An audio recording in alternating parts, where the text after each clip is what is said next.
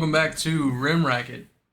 I'm your host Jordan, and today we're gonna do if the season were to end right now, what do I think the outcome would be? So with that being said, it's gonna be a shorter episode.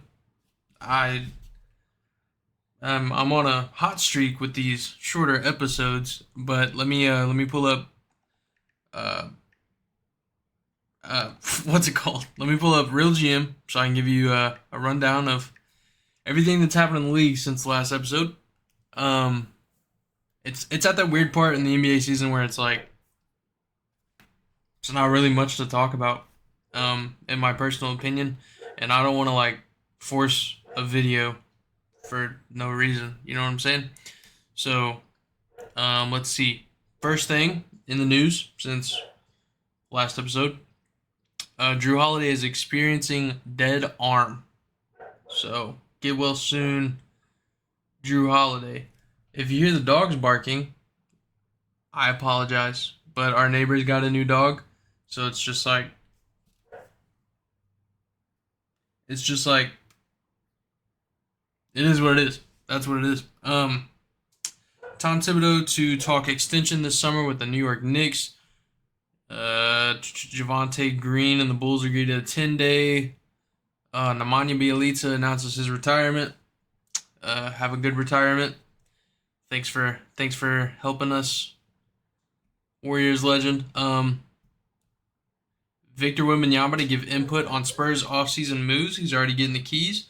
Brandon Ingram has left knee bone contusion. Will be reevaluated in 2 weeks. Get well soon, BI.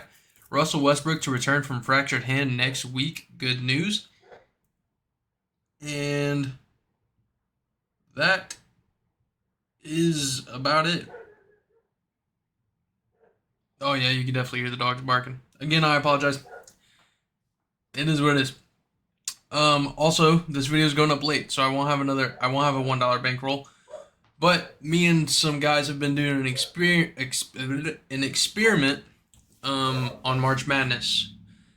And what we found is if you take $2 and put $2 on every single, this is just so far. I'm not saying it'll work every time, but I put $2 on every single underdog or the team with the worst odds money line.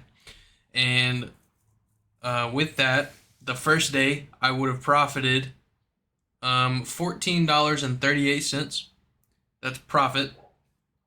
The second day, I would have profited $15.70, leaving me with a profit of $30.08 from 2 days.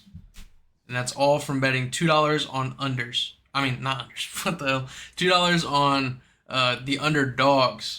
So, just fun little experiment. If you want to try it next year, you can. If you want to try it for the rest of the games, you can. But I don't know how many more upsets we're going to have. I don't know how many more underdogs are going to win. But just a fun little experiment. But anyways, let's just go ahead and hop right into the main dish, the main course. So here we go. The standings as of right now in this very second of this video, because there's games tonight, so some of this is going to change. But Eastern Conference, we have the Celtics have the 1 seed, the Bucks have the 2 seed, the Cavs have the 3 seed. It goes Magic at 4, Knicks at 5, Pacers at 6, Heat at 7, and then we have 76ers at 8, Bulls at 9, Hawks at 10, and then yeah, that's at 11, Raptors 12, Hornets 13, Wizards 14, Pistons 15. So the Pistons and the Wizards are the Pistons and the Wizards are tied. Fun fact. I don't know why that was so hard for me to say.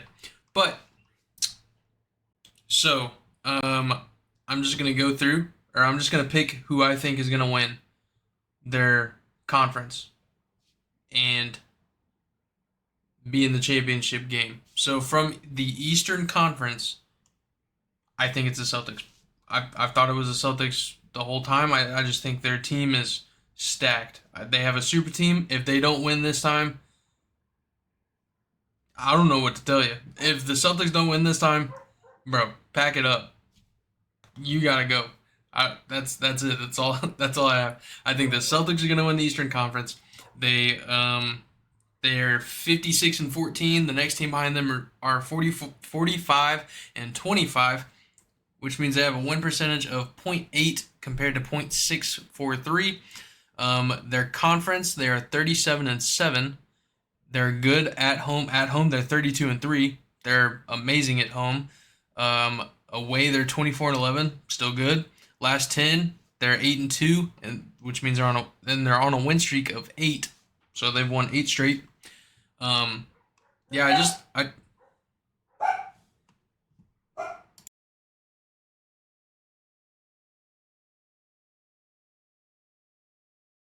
anywho, I just think the Celtics are the best team in the East. So that was pretty fast, but Western, okay. I'll give a dark horse for everyone. How about that? My dark horse pick for the Eastern Conference. Bro, low key, I really like the Knicks team. Like if OG comes back better, he's having some elbow swelling, but if he comes back better, if Julius Randle comes back, bro, I like the Knicks, man. I don't know if they could beat the Celtics, which I mean they would have to get there, which is why they're my dark horse. But if they do match up, I kind of like their matchup. I'm not gonna lie. Jalen Brunson is a dog. I'm gonna take the Knicks as my dark horse, and right now they're 42-28 as I'm recording this video. They are at home. They're 23-13. Away, they're 19-15. So, they kind of have some away struggles, but other than that, I mean, they're pretty even. I don't know what I'm talking about. But the Knicks are my dark horse. My favorite is the Celtics. Western Conference. We got the Thunder at the 1 seed, the Nuggets at the 2 seed, Timberwolves 3, Clippers 4, Pelicans 5, Mavericks 6, Suns 7, Kings 8, Lakers 9, Warriors 10, Rockets 11, Jazz 12, Grizzlies 13, Trailblazers 14, Spurs 15. So going through this, the Thunder have the 1 seed. But bro, I don't know. I think the Nuggets are tough. I think the Nuggets are super tough. I think they're going to be hard to beat in a 7-game series. They're nice, man. They're super nice.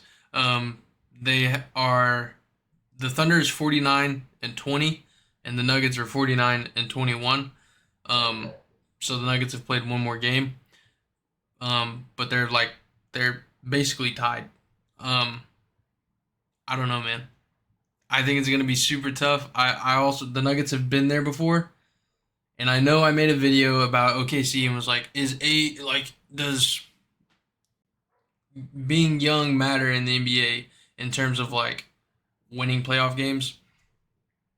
And I said I'm pretty sure my answer was like, if they got it, they got it, which is kind of a lame answer, but like I think it's true. I mean, I think having two veterans is fine for the Thunder because they're playing really good ball. Will it translate to the playoffs though? I don't know. We'll find out. But I'm gonna take the Nuggets as my favorite because I think they're super tough. My dark horse though, as much as I would love for it to be the Warriors, we can't get a fucking win. So I'm gonna have to go with. I'm gonna pick the Clippers. I think the Clippers are gonna be my dark horse. I think it's time. I think it's time. I think it's time for PG and Kawhi to go get that ring. I mean, they have James Harden, they have Russell Westbrook, they got Norman Powell. They have a good team. They have a really good team. I think it's time. That's my dark horse. The Clippers are my dark horse. So that means my favorites would be Celtics versus Nuggets. I'm pretty sure it's like, I don't know, probably 85% of people's picks. I mean, that is what it is. They're the best teams. That is what it is. But my dark horses were the Knicks and the Clippers. If we had a Knicks and Clippers final, I don't think anybody would see that coming. I don't think anybody would see that coming. So that's my picks for championship, the championship road, whatever that means. Moving on though, we're gonna go to the MVP. And I went back through our old video, one of our, I think it was like our fourth, it was like our third real video. Maybe it was, I don't know. Anyways, I went back through and got all of my picks to see if I still felt the same. Okay? So for MVP, I picked Jokic. Jokic is my number 2 right now. I mean, okay, let me say this. Jokic and Shea. Shea is who I have at 1 right now. But it's really just because, like, I mean, looking at stats, Jokic averages 26.1 points per game, 12.3 rebounds per game, and 9 assists per game. Shea averages 30.9 points per game, 5.6 rebounds per game, and 6.4 assists per game. So, average-wise, Nikola Jokic is better. But I just think the story of Shea this year is a great story. But, you know, if they gave it to Jokic, I mean, it's not like he's a bad player or anything. Jokic is a dog. If they give it to Jokic, he deserves it. For sure. And I'm doing it right now. If the Nuggets take the 1 seed, give it to Jokic. If the Thunder keep the 1 seed, it's a great story for Shea. So I have Shea as of right now in this very moment. But I wouldn't be mad if Jokic won at all. I love Jokic's game. And that's I won't have a dark horse for this because I think it's between those 2 guys, Jokic and Shea. That's it. I think it's between those 2 guys and nobody else. So moving on to Defensive Player of the Year. As much as I want to give Defensive Player of the Year to Wemby, I can't. Wemby does average 1.3 steals per game and 3.5 blocks per game. His defensive rating is 106.7 this season. I just think Rudy Gobert's got it, man. Rudy Gobert, he averages 0.6 steals per game, which is less, and he averages 2.1 blocks per game, which is less. But team defense-wise, the teams with the best defensive rating, number 1 is Minnesota Timberwolves, and it's by 2 whole points. Next team up is Boston Celtics. So Rudy Gobert is the engine of that defense, and they're number 1. And the Spurs are number 22. So as much as I would love to be like, yeah, that's also a great story, let's give it to Wemby, the rookie, coming in, being the best defensive player. I just can't. Rudy Gobert's having a phenomenal season on defense, and he deserves the award. He deserves it. That's there's nothing else to say there, really. Although Wemby's gonna get him a couple. Wemby's gonna get him a few. Who did I have for my defensive player of the year? I had Jaren Jackson. In the old video, I had Jaren Jackson as my DPOY. Unfortunately, I'm not a fortune teller, and I can't tell when teams are going to get injured for the whole season. I picked Jaren Jackson because I thought the Grizzlies were going to... What the hell? I thought the Grizzlies were going to have a super, super good defensive team. Marcus Smart, Jaren Jackson Jr., it was at the beginning of the season where they were still talking about going to get Mikal Bridges. I was like, oh my God, like that could be the best defensive play or the best defensive team ever. Maybe. And so I was like, bro, Jaren Jackson Jr., everybody loves blocks. He's going to get hella blocks. They're going to be a defensive menace.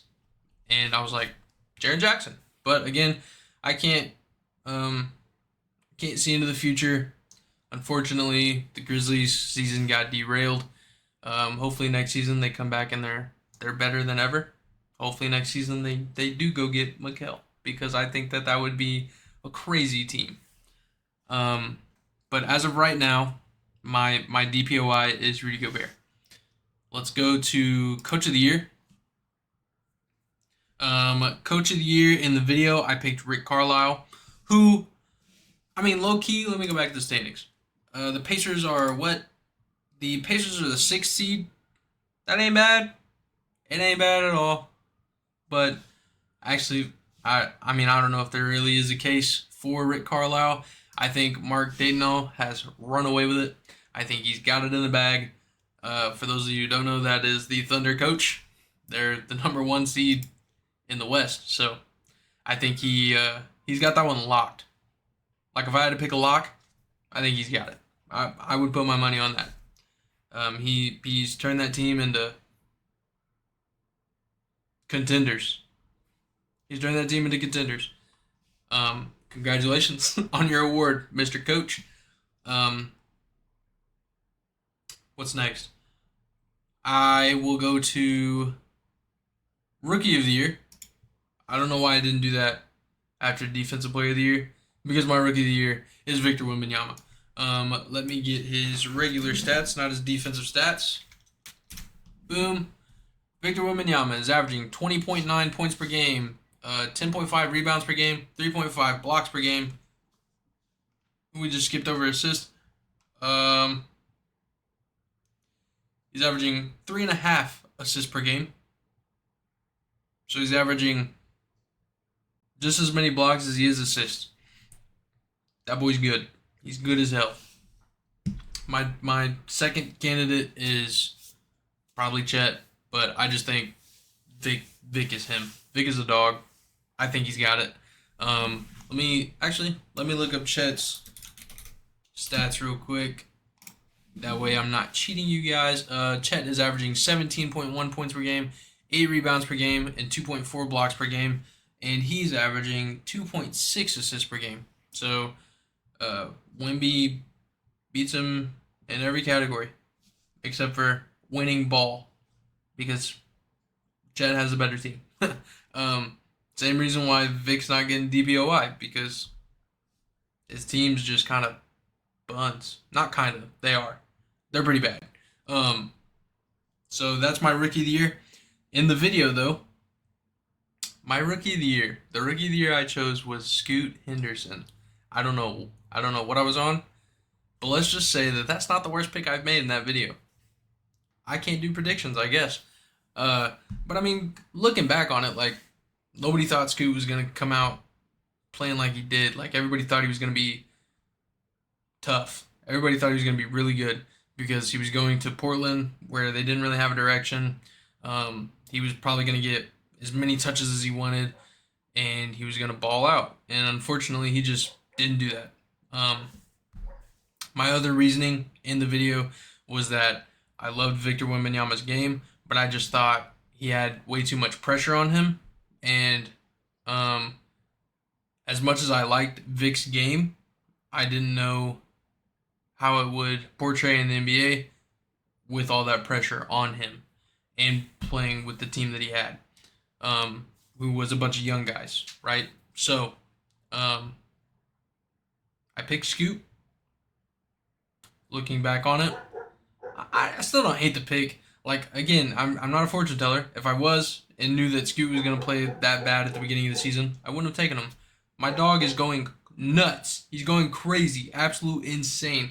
But he's outside, so I can't yell at him because he can't hear me. I apologize. What's the next award? We've done MVP, Rookie of the Year, DPOY. Okay, I'm going to get the sixth man out of the year because in the old video, I picked Malik Monk. Today, I pick Malik Monk. So, one of my picks is holding fruition. Malik Monk, he's got sixth man of the year in my book as of right now. He's averaging 16 points per game, 3 rebounds, and 5.3 assists. He's having a really good season off the bench, and he's doing exactly what he did last year. I said in the video, I'm picking Malik Monk because we saw what he did in the playoffs, and I think that's going to carry over, and sure enough, it did. So That one's pretty easy to me. I think my second candidate would be Norman Powell. Um, he would be number two for me right now. But my front runner is Malik Monk. And let's go to the worst pick I've ever made in my life. Worst prediction I've ever made in my life. At least so far. My most improved player. I predicted it to be Josh Giddey. Now, calm down. Hold on. This was way before anything happened. I did not know any of that was happening. That was not on my bingo card. I didn't expect that to happen. I didn't know it was gonna happen. Nobody knew it was gonna happen. So I thought Josh Giddey is gonna go out there and he's gonna low key get a some triple doubles. He's gonna get some double doubles. He's gonna be dishing. He's gonna be getting some easy baskets because he's gonna be left open. Hell no, that motherfucker's trash. He didn't do anything, and it's not like, bro. I don't know. I didn't know. I didn't know that was gonna happen. I thought Josh Giddey was gonna ball out. He never mind. I'm not even gonna make the joke. There's no need to make a joke. I apologize. Apologize. I apologize. But yeah, it's not Josh Giddey. I'll tell you that. He might be last. I don't know. If I had to choose today, my most improved player is Tyrese Maxey. Last year he averaged 20.3 points per game and 3.5 assists and 2.9 rebounds. He did that on 48% from field goal and 43.4% from three-pointer and 84.5% from free throw. Jesus. This year he's averaging 25.7 points per game. 6.2 assists, so he jumped up 3. Rebounds, where'd they go? Hello? Okay. He's averaging 3.7 rebounds per game, so he jumped up like 1 rebound. Field goal percentage, he actually dropped by 4%, but he's taking more shots. 3-point percentage, he dropped. He's at 37.7%. And free throw percentage, he actually went up. He's at 87%. But again, last year compared to this, he's only taking 2 more shots than he did last year. But I just think, like, if you look at Tyrese Maxey's game, if Joel Embiid didn't go out, they would have a much better record. And Tyrese Maxey wouldn't be the focal point of everybody's defense right now. Like, his stats might be even higher. Because if you have Joel Embiid there, Joel Embiid's your first target on defense and not Tyrese Maxey. So I think Tyrese Maxey has it in the bag. Well, I don't know about in the bag, but he's my front runner as of today. Tyrese Maxey is my most improved player of the year, and not Josh Giddey. I think that was it. MVP, Rookie of the Year, DPOY, MIP, Sixth Man of the Year, Coach of the Year, Clutch Player of the Year. I wasn't going to do this one, but I was trying to find the stats, and I think if I had to choose a Clutch Player of the Year, as much as I would love for it to be Steph Curry, I think I'm going to have to give it to DeMar. As of right now, I think I'm going to have to give it to DeMar. The more I say it, the less I like it. But, no. I forgot. I don't have the stats pulled up anymore. But I think he was only 2 points behind Steph Curry in terms of clutch shots this year. And he was shooting better from the field goal. He was shooting better from 3. Granted, he only took 12 compared to Steph's like 60. But he was shooting 3% better than Steph from 3. His free throw percentage, I don't even remember the stats. All I know is that I do remember that he has more wins than he does losses in the clutch, and he's only 2 points behind Steph Curry because we can't close out games. Can't close out games. It is what it is. You know, I'm not the GM. I'm just a fan. I'm not going to let it get me down. It's just basketball. I'm not even on the team. Why am I worried? You know, the world gives and takes, and the Warriors, all they do is lose. So it is what it is. Um, that's about it. I don't have any questions from last video. Nobody left me any questions. Nobody ever does. Nobody ever does. If you want to leave me a question, please leave me a freaking question so I can answer it. So I can have something to talk about. What is the worst prediction you've made this season? We'll stick to this season. Or it could be ever. I really don't care. But let's keep it to basketball. Worst NBA prediction you've ever made. That's about it. 25 minutes? That ain't bad. That ain't bad. Yeah. Hope you guys enjoyed. Next episode, I hope I have like a good episode. Again, this is just a weird part of the NBA season where it's like I don't really know what to talk about, and I don't want to go through and like,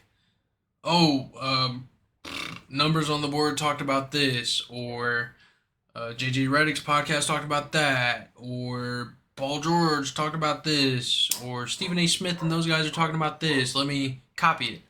I don't want to do that because you can just go watch their videos. You know what I'm saying?